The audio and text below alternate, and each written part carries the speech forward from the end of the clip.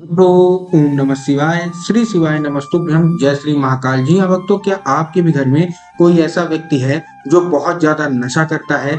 उसके नशे से आप लोग बिल्कुल परेशान हो चुके हैं। आपको समझ में नहीं आ रहा कि उस व्यक्ति का जो नशा है वो कैसे छुड़ाया जाए। आपने उसके नशे के लिए बहुत ज्यादा डॉक्टर को दिखा लिया, बहुत ज्यादा उसकी दवाई, बहुत ज्यादा अपना पैसा खर्च कर दिया, लेकिन वो जो बच्चा है, वो जो आपका है, जो भी सदस्य है, जो भी आपके है, या आपका पति है या आपका भाई है, जो कोई भी नशा करता है, वो नशा छोड़ ही नहीं रहा। वो नशा छोड़ना चाहता भी है तो भी नशा उसको छूटता ही नहीं है।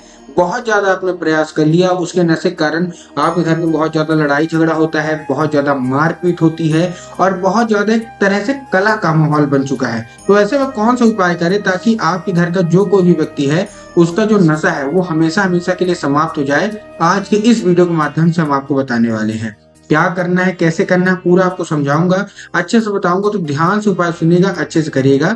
देखिए, पूज्य गुरुदेव की जो कथा होती है उसमें आपको भी पता है कि जो पूज्य गुरुदेव की कथा होती है उसमें बहुत सारे लोग की जो मनोकामना अपने पुत्र के द्वारा मनोकामना गुरुदेव, तो जब गुरुदेव के पास मनोकामना पहुंची और तब गुरुदेव ने देखा कि उसमें हो क्या रहा है, कि जब गुरुदेव ने देखा तो उसमें बहुत सारे लोगों की यही मनोकामना थी कि गुरुदेव, एक व्यक्ति है जो कि बहुत ज्यादा नशा करता है, कृपया करके कोई ऐसा उपाय बता दे ताकि उस व्यक्ति का जो नशा है वो हमेशा हमेशा के लिए समाप्त हो जाए। तब गुरुदेव ने 3 से 4 उपाय बताए थे और कहा था केवल और केवल ये उपाय कर लेना, तुम्हारे घर का जो कोई भी व्यक्ति है जो कि बहुत ज्यादा नशा करता है, उसका पूरा का पूरा नशा महादेव अवश्य रूप से समाप्त कर ही कर देंगे। लोगों ने वो उपाय किया और मात्र 1 से 1.5 महीने के बाद गुरुदेव की कथा में वापस आए और गुरुदेव को फिर से पत्र लिखा। लेकिन ये पत्र आप जान के हैरान हो जाएंगे, ये पत्र गुरुदेव को धन्यवाद के रूप में पत्र था कि गुरुदेव धन्य हो आपका, आपका द्वारा बताया गया उपाय हमने कर लिया है और हमारे घर का जो व्यक्ति था जो कि बहुत ज्यादा नशा करता था, उसका पूरा का पूरा नशा समाप्त हो गया है। आपका कोटि कोटि धन्यवाद।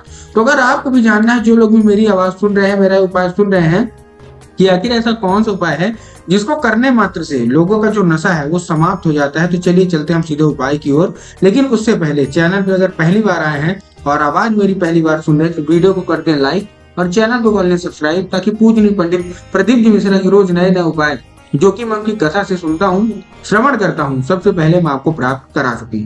तो देखिए, 3 से 4 उपाय बताऊंगा। जो हमारा पहला उपाय है ये आपको उसी व्यक्ति से कराना है जो कि आपके घर में नशा करता है। इसके बाद की जो मैं उपाय बताऊंगा वो घर का कोई भी सदस्य कर सकता है क्योंकि वो औषधि वाला उपाय है, ठीक। लेकिन जो पहला उपाय है बहुत ही खास उपाय है, ये आपको उसी व्यक्ति से कराना है जो कि आपके घर में नशा करता है, ठीक। लेना क्या है, 1 लोटा जल और 3 काली तिल। क्या क्या लेना है, 1 लोटा जल लेना है और 3 काली तिल लेना है। अब देखिए, काली मिर्च और काली तिल में बहुत सारे लोग क्या है कंफ्यूज हो जाते हैं कि हमको काली तिल लेना है कि काली मिर्च। पहले उपाय में आपको लेना है काली तिल। कितनी? 3, ठीक। काली तिल आपने ले लिया। उसके साथ साथ आपको क्या चाहिए, 1 लोटा जल। अब 1 लोटा जल कैसा होना चाहिए, सबसे पहले तो 1 लोटा जो जल है वो तांबे के लोटे में जल होना चाहिए। किसमें होना चाहिए? तांबे के लोटे में, ठीक। ले लिया। लेने के बाद तांबे के लोटे में जल लेने के बाद आपको क्या करना है, वो जो जल है वो आपके घर का होना चाहिए। इस चीज का भी आपको ध्यान रखना है, ठीक। आपने अपने घर का तांबे के लोटे में जल ले लिया। अब उसी में आपको क्या मिला लेना है, 3 बूंद आपको गंगा जल मिला लेना। कितने बूंद? मात्र और मात्र 3 बूंद मिला लिया। मिलाने के बाद आपको क्या करना है, 3 काली तिल भी मिला लेना है। उसके बाद आपको, आपके पास क्या हो गया, 1 लोटा जल हो गया, 3 बूंद गंगा जल हो गया और गंगा जल के साथ आपके पास क्या हो गया, आपके पास 3 काली तिल। ये लेके आपको भेज देना है सीधे उस व्यक्ति को, कहा, सीधा सीधा शिव मंदिर, ठीक। शिवालय आपको भेज देना है। जैसे शिव मंदिर पहुंचेगा उसको बोलिएगा कि दक्षिण दिशा में खड़ा हो जाए, उत्तर की ओर अपना चेहरा करके।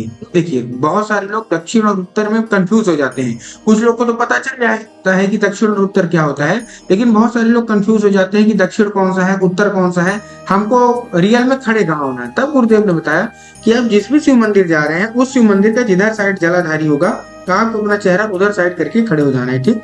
आप खड़े हो गए। खड़े होने के बाद आपको क्या करना है, श्रम्भेश्वर महादेव का नाम लेके। कौन से? महादेव का बहुत ही सुंदर सा नाम है, श्रम्भेश्वर महादेव। तो आपको श्रम्भेश्वर महादेव का नाम लेके क्या करना है, वो अर्पित कर देना है उसी व्यक्ति को।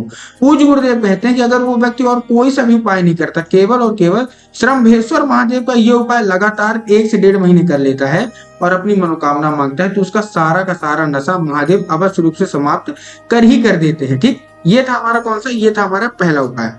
पढ़ते अपने दूसरे उपाय की ओर। देखिए, जितने भी महिलाएं हैं जिनका पति नशा करता है, जिनका बेटा नशा करता है, जिनका भाई भतीजा भांजा या घर का कोई भी सदस्य नशा करता है, अब उनका जो नशा है वो कैसे छुड़वाएंगे, हम उसकी बात कर लेते हैं, ठीक। तो आपको सबसे पहले लेना क्या है, 1 लोटा जल ले लेना है, उसमें 3 बूंद गंगा जल लेके पहुंच जाइए कहाँ, सीधा सीधा शिव मंदिर। शिव मंदिर पहुंच गए। शिव मंदिर पहुंचने के बाद आपको क्या करना है, जैसे आप शिव मंदिर पहुंचेंगे, शिव मंदिर पहुंचने के बाद आपको केवल और केवल एक काम करना है, आपको बाबा के ऊपर अर्पित करना है एक नाम लेके। कौन सा? महादेव का बहुत ही सुंदर सा नाम है कुंदकेश्वर महादेव। तो आपको करना क्या है, आपको कुंदकेश्वर महादेव का नाम लेके आपको अर्पित कर देना है, ठीक। और जैसे ही आप अर्पित करेंगे, बाबा से उसको औषधि के रूप में मांगना है कि बाबा कृपया करके हमको इसको औषधि के रूप में प्रदान करिए। हमारे घर का जो व्यक्ति है बहुत ज्यादा नशा करता है, ठीक। अब क्या होगा, अब जब वो जल जलाधारी से नीचे गिरेगा तब वो साधारण जल नहीं है, वो क्या है, अब वो औषधि का जल है। आपको किसी भी दूसरे पात्र में भर लेना है, किसी भी दूसरे पात्र मतलब कोई भी कटोरी हो, कोई भी गिलास हो, आपको क्या कर लेना है, भर लेना है, ठीक। भर लिया। भरने के बाद आपको क्या करना है, जैसे आप उसको भर लेंगे, भरने के बाद आपको उसको लेके चुपचाप आ जाइए घर। क्यों? क्योंकि अब वो साधारण जल नहीं है, अब क्या है, अब वो औषधि बन चुका है। उसको लेके आ जाइए घर। अब आपको उसी व्यक्ति को वो पिला देना है जो कि आपके घर में नशा करता है। अब देखिए, अगर वो साधारण रूप से पी लेता है तब तो बहुत अच्छी बात है, लेकिन अगर पीने में आनाकानी करता है कि मैं ये जो जल है नहीं पीऊंगा, तब आपको उसको चुपके से पिलाना है। पिलाना तो है, लेकिन किसी भी तरह से पिलाइए। चुपके से कैसे पिलाएंगे, जब भी वो व्यक्ति पानी पीने को मांगे, जब भी व्यक्ति चाय पीने को मांगे, तो चाय और पानी तो दीजिए, लेकिन 1 बूंद इसका भी मिला के दे दीजिए। कुछ लोग कहते हैं कि धीरे धीरे करके जब उसके अंदर औषधि जाने लगेगी तो उसका जितना भी नशा है वो समाप्ति की ओर बढ़ने लगेगा, ठीक। ये था हमारा दूसरा उपाय। तीसरा जो उपाय है वो बेलपत्री से उपाय करना है। बेलपत्री से उपाय कैसे करेंगे, आपको 3 बेलपत्र लेना है। अब देखिए, जब आप 3 बेलपत्र लेंगे तब आपको ध्यान रखना है कि बेलपत्र कहीं से भी कटा फटा नहीं होना चाहिए, कहीं से खंडित नहीं होना चाहिए, कहीं से मुरझाया हुआ नहीं होना चाहिए। बहुत सारे लोग गलती क्या करते हैं कि वो एक पत्ती को ही बेलपत्र मान लेते हैं, जो कि पूर्णतः गलत है। एक पत्ती का कोई बेलपत्र नहीं होता, 3 पत्ती मिलकर जो बेलपत्र बनती है वही बेलपत्र आपको लेना है, ठीक। ले लिया। लेने के बाद आपको क्या, लेने के बाद उसको लेके आ जाइए घर।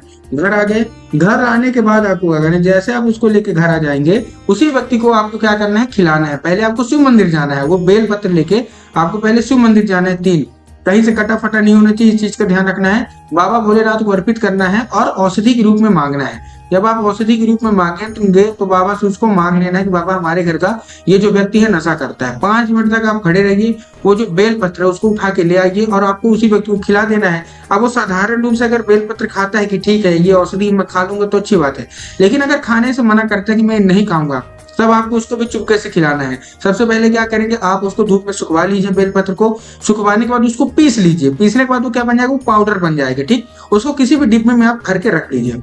और जब भी वो व्यक्ति घर का खाना खाने को मांगे तो दाल में सब्जी में मिला के उसको क्या कर देना है, खिला देना है। पूज्य गुरुदेव कहते हैं कि अनजाने में ही सही उसके अंदर औषधि जाने लगेगी तो उसका जितना भी नशा है वो धीरे धीरे समाप्ति की ओर बढ़ने लगेगा। तो उम्मीद करता हूँ 5 के उपाय आपको समझ में आ गया होगा। उपाय अच्छा लगा तो कमेंट बॉक्स में हर हर महादेव अवश्य रूप से लिख दें।